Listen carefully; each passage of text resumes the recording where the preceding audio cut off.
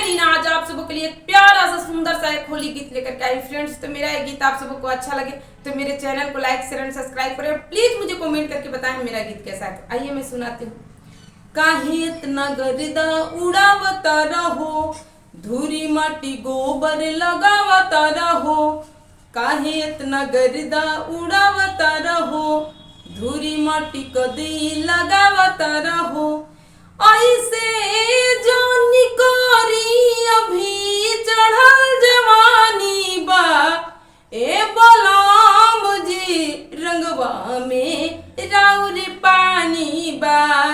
हमर झूठा हूँ के भींगत ई जवानी बा, ए बलराम जी रंगवा में राउर पानी बा।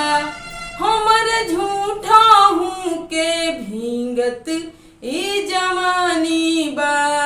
रंगवा या बीर न लगावता रहो, काहे ऐसन होली खेलावता रहो। रंगवा या बीर न लगावता रहो, काहे ऐसन होली खेलावता रहो।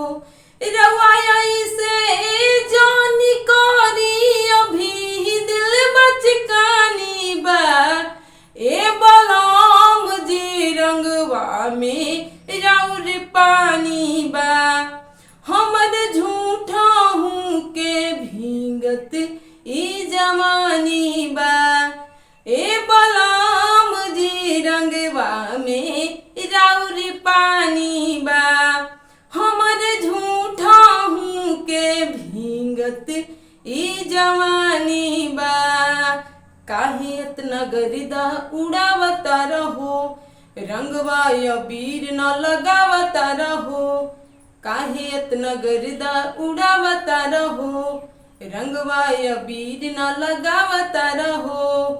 ऐसे जानी करी अभी चढ़ल जवानी बा, ए बलराम जी रंगवा में राउर पानी बा।